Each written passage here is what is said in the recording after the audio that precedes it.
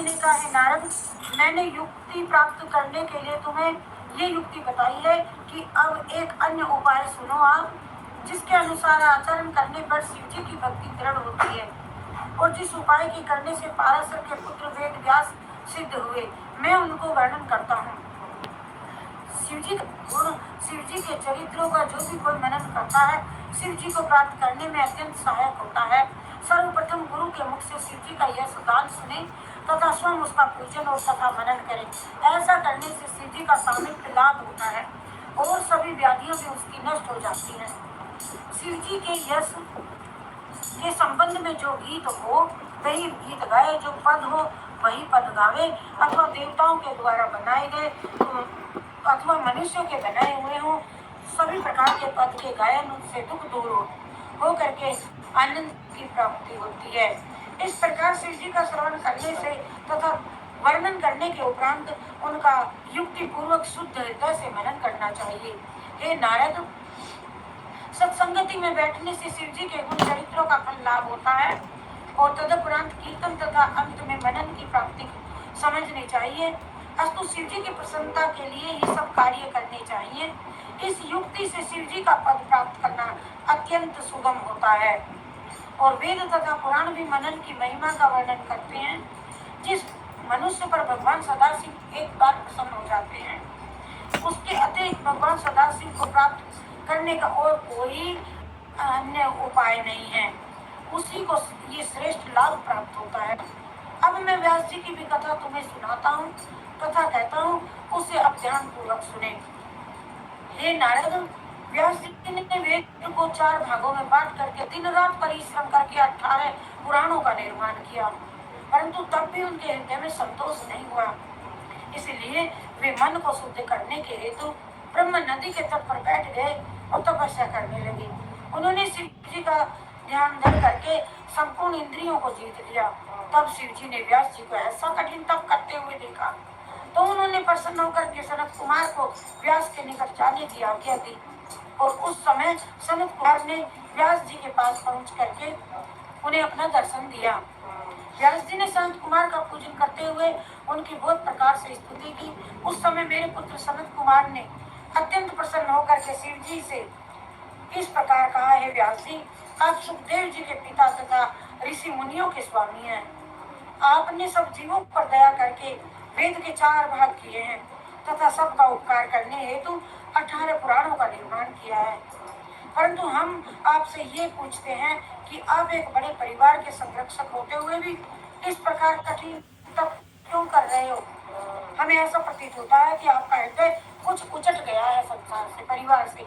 हे नारद, सनत कुमार जी के मुख से ये वचन सुन करके व्यास जी ने उत्तर दिया, हे सनत कुमार जी, आपका कथन वास्तव में सत्य है।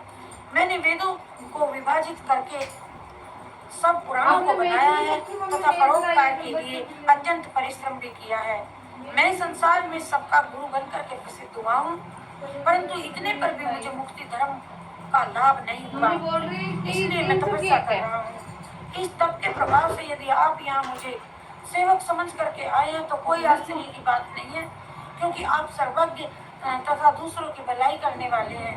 आशा है अब आप मुझे कृपा करके कोई ऐसा उपाय बतावेंगे कि जिससे मेरा मन शुद्ध हो और मैं मुक्ति को प्राप्त करूं।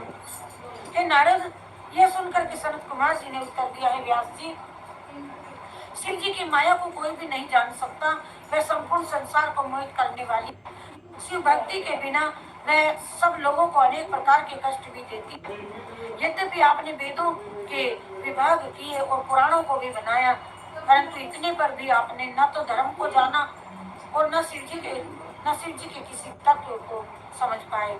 हे व्यास जी, पुरातन काल में मैं अज्ञानी होकर के संयम रूपी समुद्र में व्यर्थ ही भ्रमण करता रहा। मैंने तीनों लोकों में भ्रमण किया, परंतु मुक्ति प्राप्त करने का उपाय मुझको ज्ञात नहीं हुआ और तब मैं शिव जी की माया से मोहित हो मंत्राचल पर्वत पर जा पहुंचा। वहाँ मैंने एक स्थान पर निश्चल भाव से बैठ करके बहुत समय तक एकाग्रचित हो तपस्या की। मैंने इंद्रियों पर विजय प्राप्त करके शिव जी का स्मरण किया और उस समय शिव जी ने प्रसन्न होकर के मेरे संदेह को दूर करने के लिए नंदीश्वर को आज्ञा दे दी। जब नंदीश्वर मेरे पास में आए तब मैंने उन्हें प्रणाम करते हुए उनके आगमन का कारण पूछा। उस समय शिव जी के अंश तथा सभी गणों के स्वामी नंदी के जी मुझ पर अत्यंत अनुग्रह करने के लिए कहा, हे सनतकार, भगवान सदाशिव के यश का कीर्तन श्रवण मनन मुक्ति को ही देने वाला होता है और इन तीनों को दृढ़ता पूर्वक धारण करो। इस प्रकार मुझे उपदेश देकर के नंदीश्वर शिव जी के समीप चले गए और उस समय मुझे अत्यंत आनंद प्राप्त हुआ। अस्तु हे व्यास जी, आपको भी ये उचित है कि आप भी इन तीनों उपायों का आश्रय ले लो, मुक्ति को प्राप्त कर लो। इस प्रकार व्यास को शिक्षा दे के सनत कुमार जी का विमान आरूढ़ हो अपने लोक को चला गया। इतनी कथा कहकर के नारद जी ने कहा, हे पिता, यदि कोई मनुष्य इन तीनों उपायों को ना कर सके तो उसके लिए अन्य कोई सुगम रास्ता, कोई सुगम साधन हो तो बताओ, क्या हो सकता है? यह आप मुझे बताने की कृपा करें। ब्रह्मा जी बोले, हैं नारद, यदि कोई मनुष्य इन तीनों का साधन ना कर सके तो उसे चाहिए कि वह भक्ति पूर्वक केवल शिवलिंग का ही पूजन करे। और इस प्रकार केवल पूजन करने मात्र से ही बहुत से लोग अपने मनोरथों को प्राप्त कर चुके हैं। यदि हृदय में भक्ति हो तो श्रवण आदि तीनों उपायों से बिना ही मुक्ति मिल जाती है। बोलो जय जय बोले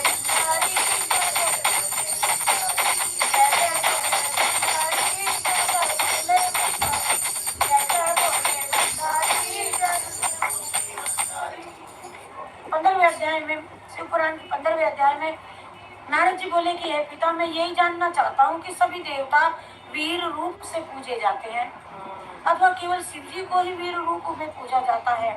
आप मुझे ये भी बतलाइए कि क्या केवल शिव जी के ही लिंग की पूजा करनी चाहिए, अन्य देवताओं की नहीं? ये सुनकर ब्रह्मा जी ने उत्तर दिया, नारद, तुम्हारे इस प्रश्न का उत्तर भगवान सदाशिव के अतिरिक्त और कोई देने वाला नहीं है, नहीं हो सकता। इस संबंध में उन्होंने मुझसे और भी कुछ कहा था और मैं यह वह तुम्हें सुनाता हूँ। ये वृत्तांत को सुनने से दोनों लोकों में अत्यंत आनंद प्राप्त होता है। भगवान सदाशिव ब्रह्म स्वरूप निर्गुण सगुण लिंग रूप तथा निराकार हैं। शिव जी के वीर स्वरूप का वर्णन साकार रूप में किया जाता है। अस्तु लिंग तथा वीर इन दोनों रूपों में भगवान सदाशिव सब लोगों द्वारा पूजा किए जाने वाले योग्य हैं। ब्रह्मा का नाम किसी अन्य देवता के लिए नहीं दिया जा सकता। ये तीनों लोग भगवान सदाशिव के ही सेवक हैं, क्योंकि उनके अतिरिक्त अन्य कोई देवता निष्कलंक नहीं है। यही कारण है कि अन्य किसी देवता को अपने लिंग की पूजा नहीं करनी चाहिए। अन्य सभी देवताओं में ब्रह्म तत्व अधिक मात्रा में नहीं पाया जाता, इसीलिए शिव जी का ही वीर लिंग सब देवताओं के द्वारा पूजा जाने के लिए योग्य है। और ये बात अत्यंत प्राचीन तथा प्रसिद्ध भी है। जो मनुष्य इस वृत्तांत को पढ़ते हैं, सुनते सुनाते हैं, उनको सिद्धि प्राप्त हो जाती है। हे नारद, इसी संबंध में नंदीश्वर ने सनत कुमार से बहुत प्रश्न किए और बहुत कुछ कहा था। सनत कुमार ने एक बार उनसे ये कहा था कि हे नंदीश्वर, आपने शिव जी के अत्यंत पवित्र चरित्रों का वर्णन किया है, परंतु आपने शिव जी के लिंग की पूजा को तो प्रतिपादन किया है और उससे मेरे मन में कोई ये संदेह की उत्पत्ति हुई है। मैं ये चाहता हूँ कि आप मुझे शिव जी के लिंग का वर्णन सुनाने की कृपा करें।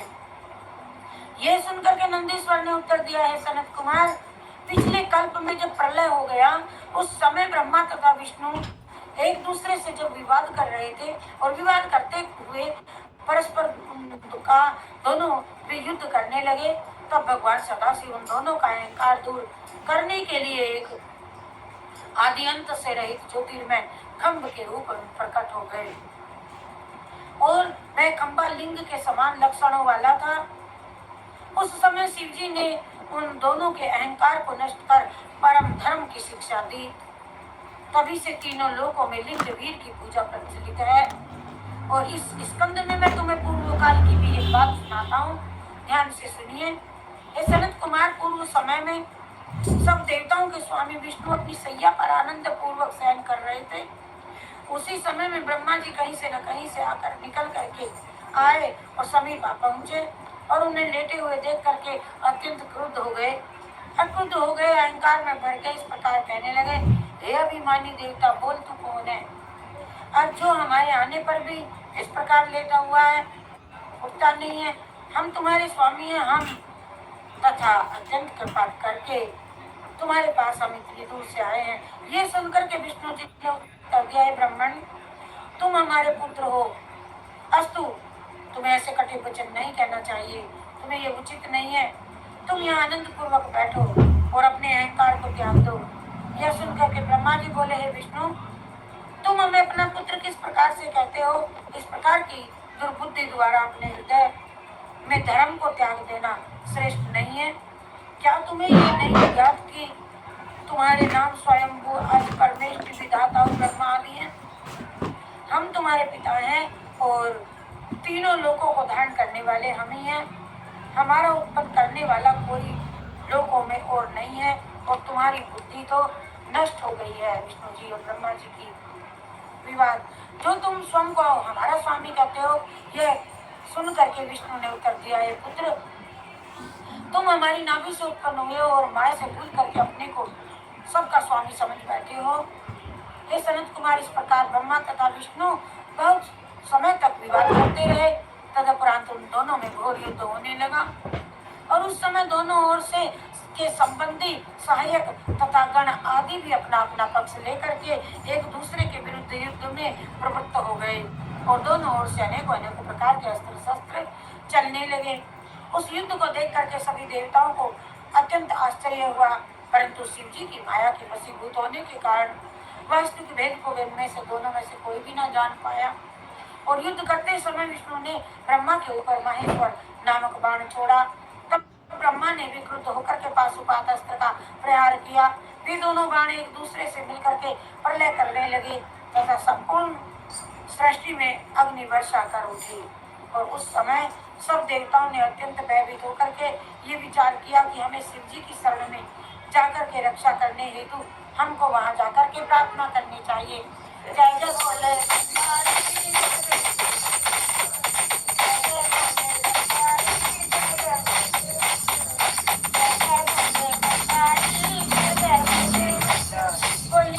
शंकर भगवान। नंदीश्वर बोले कि ये सनत कुमार, देवताओं की स्तुति सुनकर के भगवान सदाशिव ने अत्यंत प्रसन्न होकर के कहा, हे पुत्रों, तुम्हारे मुख अत्यंत चिंतित दिखलाई पड़ते हैं, अस्तु तुम हमें अपने दुख का कारण सुनाओ। ये ऐसा प्रतीत होता मानो थोड़ी देर में प्रलय हो जाएगी और उन दोनों के बाणों द्वारा निकली हुई अग्नि तीनों लोगों को भस्म कर देगी। हम भी ये ज्वाला से भयभीत होकर के आपकी शरण में आए हैं। हे सनत कुमार, यह सुनकर के भगवान सदाशिव ने देवताओं से कहा कि हे देवताओं, अब तुम निशंक रहो, हम वहां जाकर के युद्ध बंद करवा देते हैं। इतना कहकर के शिव जी ने अपने गणों को भी चलने की आज्ञा दी, और उस समय अनेक प्रकार के बाजे बजने लगे और जय जयकार होने लगा। तदुपरांत शिव जी गिरजा तथा अपने पुत्रों सहित भद्र नामक रथ में बैठ करके देवताओं से तीर्थ स्थल में जा पहुंचे। वहां शिव जी ने उन दोनों देवताओं को अपनी माया के वशीभूत हो युद्ध करते हुए देख करके अपने ज्योतिर् स्वरूप को प्रकट किया, और उस ज्योतिर्मय स्वरूप की गति को कोई भी नहीं जान सका तथा उस महाज्योति के प्रकट होते ही ब्रह्मा और विष्णु के बाण एक दूसरे से अलग हट करके शांत हो गए। और इस आश्चर्य को देख करके ब्रह्मा तथा विष्णु ने युद्ध करना बंद कर दिया और निश्चय किया कि हम दोनों में जो व्यक्ति ज्योतिर्मय स्रोत के आदि तथा अंत का पता लगा लेगा, वही सबका स्वामी समझा जाएगा, स्वीकार किया जाएगा। और इस नियमानुसार विष्णु शुक्र का स्वरूप धारण करके पृथ्वी के नीचे की ओर चले गए तथा ब्रह्म ज्योतिर्मय खंबे का आदि अंत नहीं पाया। तब ब्रह्मा केतकी के फूल को अपने साक्षी के रूप में साथ लेकर के लौटे। केतकी ने विष्णु जी से ये झूठ बात कही कि ब्रह्मा ने इस ज्वाला के आदि को देख लिया है, परंतु विष्णु ने इसी सत्य को स्वीकार किया और वे ज्वाला के अंत को नहीं पा सके, नहीं ढूंढ सके। जय जय बोले भंडारी, प्रसन्न हुए तथा ब्रह्मा के मिथ्या वचनों को सुन के मिथ्या वचन रूप को सुन सुनकर के अत्यंत कुपित हुए। तदुपरांत उन्होंने अपना मुख्य रूप उन दोनों देवताओं के बीच में प्रकट कर दिया। भगवान शिव शंकर जी ने उस स्वरूप को देख करके विष्णु जी ने भी स्तुति करने लगे। तब शिव जी ने अत्यंत प्रसन्न होकर के उनसे कहा, विष्णु, हम तुम्हारे सत्य को देख करके बहुत बहुत आनंदित हुए हैं। हम तुम्हें ये वरदान देते हैं कि तुम हमारे समान हो जाओगे तथा सब लोग तुम्हारी पूजा भी हमारी पूजा होगी तथा सब लोग तुम्हारी पूजा और हमारी पूजा करेंगे। भांति तुम्हारी दोनों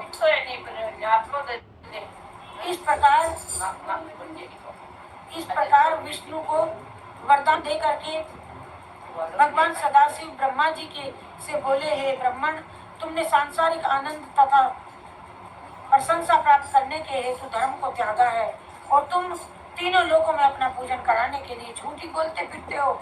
इतना नहीं, तुमने मिथ्या साक्षी को भी उपस्थित किया है।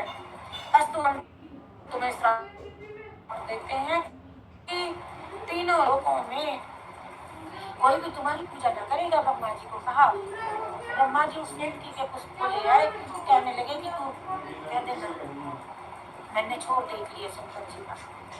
तथा कोई भी देवता आदि मुनि तुम्हें अपना स्वामी नहीं मानेगा, स्वीकार नहीं करेगा। ब्रह्मा जी और करते ही रहते हैं। हे सनत कुमार, शिव जी के मुख से ये वचन सुन करके ब्रह्मा ने अत्यंत लज्जित हो बहुत प्रकार से विनय प्रार्थना की और करते हुए कहा, प्रभु, अब मैं आपकी शरण में आया हूँ। ब्रह्मा के इन विनम्र को सुन करके वचनों को शिव जी प्रसन्न हो गए। तब से वे इस प्रकार कहने लगे, ब्राह्मण, अब हम तुम्हें युक्ति पूर्वक एक और वरदान देते हैं। तुम वैधानिक मुख कर्म आदि में गुरु हुआ करोगे और अपना पूरा भाग प्राप्त करोगे। ब्रह्मा से इस प्रकार कह करके शिव जी केतकी के पुष्प से वे बोले, केतकी के पुष्प, तूने धर्म के विरुद्ध आचरण करते हुए मिथ्या साक्षी की गवाही दी है। अस्तु, तू आज ये बात हमारे पूजा काम नहीं आवेगी। और ये सुनकर के केतकी ने अत्यंत दुखी हो शिव जी की प्रार्थना करते हुए कहा, हे प्रभु, आप मेरे अपराध को क्षमा कर देने की कृपा करें। और वेद इस बात को कहते हैं कि आप शरणागत पालक हैं तथा आपके स्मरण मात्र से ही सब पाप दूर हो जाते हैं। अब उससे शरीर देख रही हूँ, उस केतकी ने कहा, ऐसी अवस्था में मेरे पाप नष्ट हो क्यों न होंगे। ये सुनकर के शिव जी ने प्रसन्नता पूर्वक कहा, हे केतकी, हम तुम्हारे विनय से अत्यंत प्रसन्न हुए।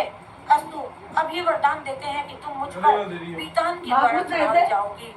और इस प्रकार शिव जी ने सब लोगों पर अत्यंत अनुग्रह किया। सनत कुमार, उस समय ब्रह्मा तथा विष्णु के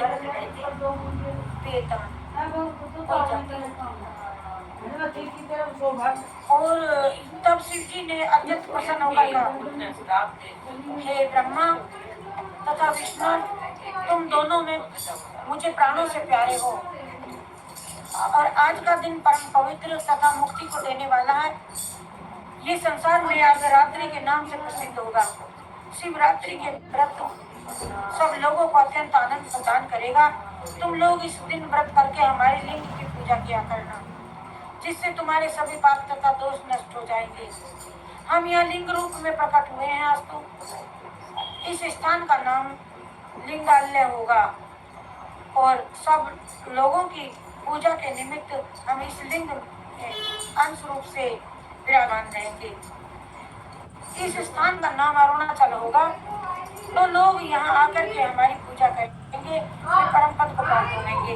हे सनत कुमार, इतना कहकर के श्री जी संपूर्ण मरी हुई सेना को जीवित कर दिया और फिर उन्होंने ये इच्छा करके कि हम ब्रह्मा तथा विष्णु के अहंकार को सदैव के लिए नष्ट कर दें और इस प्रकार कहना आरंभ किया कि हे ब्रह्मा, हे विष्णु, तुम दोनों, तुमसे वेदों का सार हम कहते हैं। हमारे दो स्वरूप हैं, निष्कल तथा सकल। हम ब्रह्म अलग तथा संपूर्ण सृष्टि के प्राण हैं। सर्वप्रथम हम खंबे के रूप से प्रकट हुए, तदुपरांत सब अंगों सहित प्रकट हुए हैं। अब तुम दोनों ने अपने को संसार का स्वामी समझ करके व्यर्थ इतना युद्ध किया है, इसलिए हमें यह निराकार रूप आना पड़ा है। अब तुम्हें कभी भी ऐसे भ्रम में नहीं पड़ना चाहिए। तुम इस बात का निश्चय रखना चाहिए कि ब्रह्म मैं पर ब्रह्म परमात्मा हम ही है और तुम्हें हमारे लिंग का सदैव पूजन करना चाहिए। इससे तुम सभी मनोरथों को प्राप्त होगे। हे ब्रह्मा तथा हे विष्णु, ये संपूर्ण सृष्टि 5 प्रकार की है। तुम इसे हमारी लीला लीला समझो। संसार की उत्पत्ति, भरण पोषण तथा प्रलय एवं धर्म अर्थ काम मोक्ष, इन 5 कर्मों के देवता पांचों निवास करते हैं। इन कर्मों में वे ब्रह्मा, विष्णु, रुद्र, महेश तथा हम हैं। इन 5 देवताओं में से 4 देवता तो सशरीर दिखाई देते हैं, परंतु 5वां दृष्टि गोचर नहीं होता। और तुम दोनों ब्रह्मा तथा विष्णु भी हमारी शक्ति द्वारा उत्पन्न हुए हो तथा रुद्र और महेश भी हमारी ही देह है, दूसरा शरीर। रुद्र तथा महेश अभिकारी हैं तथा तुम दोनों भिकारी हो। इस बात को भली प्रकार से जान लो। जान लेने पर तुम्हारे मन में कोई संदेह नहीं रह जाता, नहीं रहेगा। इतना कह करके शिव जी वहां से अंतर्धान हो गए और फिर उस समय ब्रह्मा तथा विष्णु आदि को भी अत्यंत आनंद प्राप्त हुआ और फिर सब लोग अपने अपने लोक को चले गए।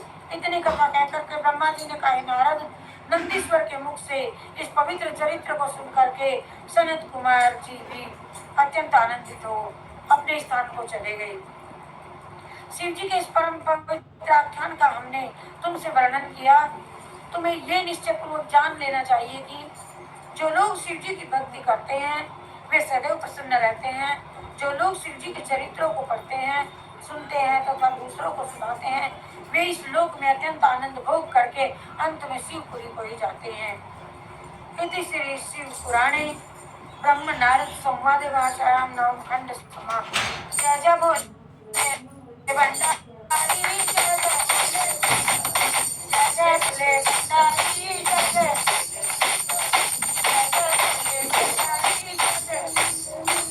जय श्री शंकर भगवान की। शिव पुराण की भाषा का 10वां स्कंध है। 2 खंड रह गए। 5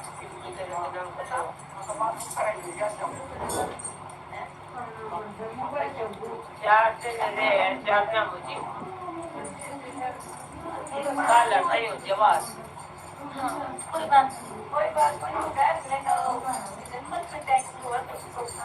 नहीं,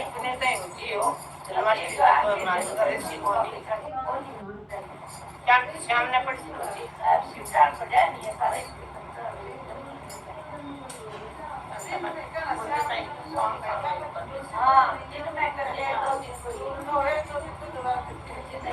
को मेरा जय श्री कृष्ण आप मेरे उषा शर्मा शास्त्री चैनल को सब्सक्राइब करें, लाइक करें, कमेंट में से ज़्यादा से ज़्यादा शेयर करें। आपकी अति कृपा होगी,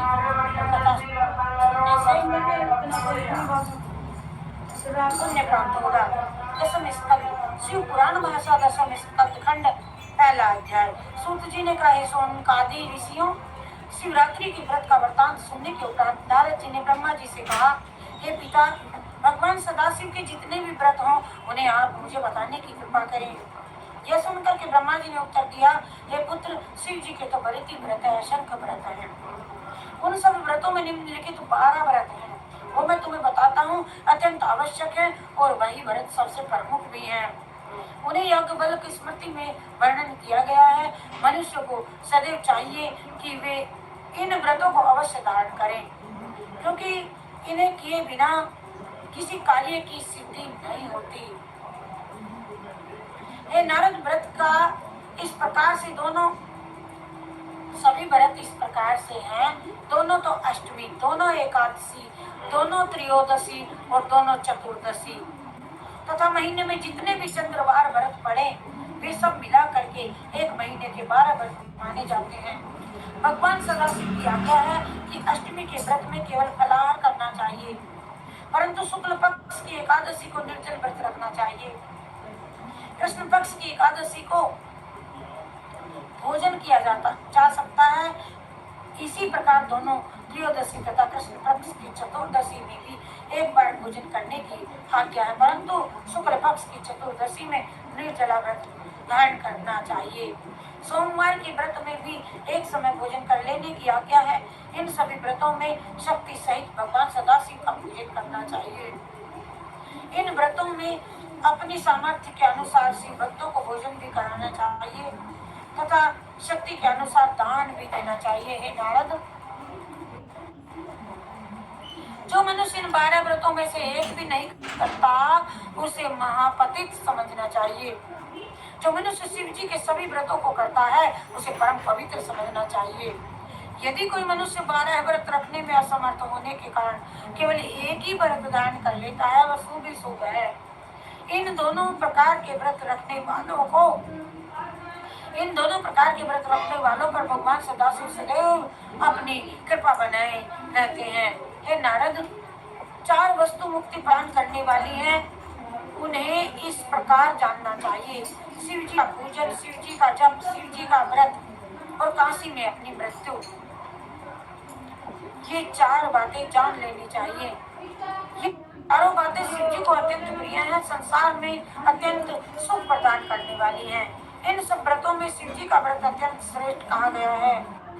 शिवरात्रि के व्रत को सभी वर्ण, सभी आश्रम तथा सभी आयु के स्त्री पुरुष धारण कर सकते हैं। जो लोग शिवरात्रि के व्रत को रखते हैं उन्हें शिवलोक की प्राप्ति होती है। हे नारद, भगवान सदाशिव की महिमा के समान ही शिवरात्रि व्रत की महिमा कैसा भी पापी क्यों ना हो, यदि वह शिवरात्रि का व्रत कर लेता है तो उसे संपूर्ण पाप नष्ट हो जाते हैं। संसार में जितने भी धर्म का योग आदि है उनमें कोई भी व्रत इनके समान नहीं है। शिवरात्रि का व्रत शिव जी को अपने प्राणों के समान प्यारा है।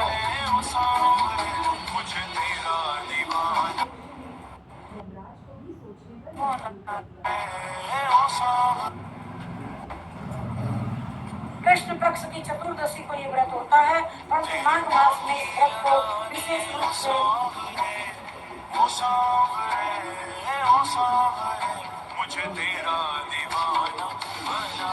प्रत्येक महीने के कृष्ण पक्ष की चतुर्दशी को ये व्रत होता है, परंतु माघ मास में इस व्रत को विशेष रूप से आवश्यक कहा गया है। इसी प्रकार कार्तिक मास की चतुर्दशी को भी यह व्रत अत्यंत आवश्यक कहा गया है। अर्धरात्रि तक जो चतुर्दशी की तिथि पहले इसी समय शिव व्रत को के लिए उपयुक्त कहा गया है। यदि इस शिव व्रत को धारण करके उसी दिन पारण करे तो उससे अधिक शुभ अन्य कुछ नहीं है। यदि चंद्रमा हो जाए तो पारण नहीं होता। शिवरात्रि व्रत का पारण बहुत सोच विचार करने के उपरांत करना चाहिए।